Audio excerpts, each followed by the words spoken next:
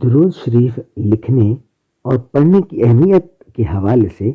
میں چند گزارشات کرنا چاہوں گا۔ ایک حکایت میں معلوم ہے کہ حضرت سفیان بن عیینہ رضی اللہ تعالی عنہ سے روایت ہے، انہوں نے یہ بات بیان کی ہے کہ میرا ایک ساتھی تھا، وہ وفات پا گیا، تو وفات پا جانے کے بعد میں نے اس کو خواب میں دیکھا اور پوچھا کہ ما فعل اللہ بکا، اللہ تعالیٰ نے تیرے ساتھ کیا معاملہ کیا؟ تو اس نے بتایا کہ اللہ تعالیٰ نے مجھے معاف کر دیا، اللہ تعالیٰ نے مجھے بخش دیا۔ تو میں نے اس سے پوچھا کہ اللہ تعالیٰ نے تمہیں کس وجہ سے، کس عمل کی برکت سے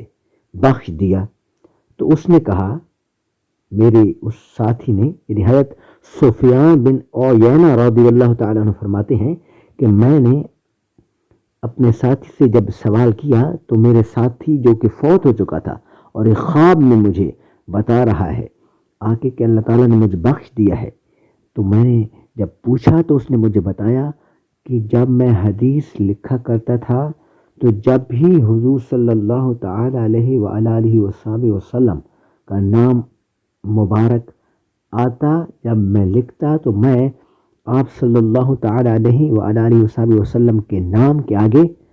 صلی اللہ تعالی علیہ وآلہ وسلم لکھتا تھا۔ اسی نام کے برکت سے صلی اللہ تعالی علیہ وآلہ وسلم یعنی درود شریف لکھنے کی برکت سے اللہ تعالیٰ نے مجھے بخش دیا۔ اس لحاظ سے ہمیں چاہیے کہ صلی اللہ تعالی علیہ وآلہ وسلم ہر نام مبارک محمد مصطفیٰ کے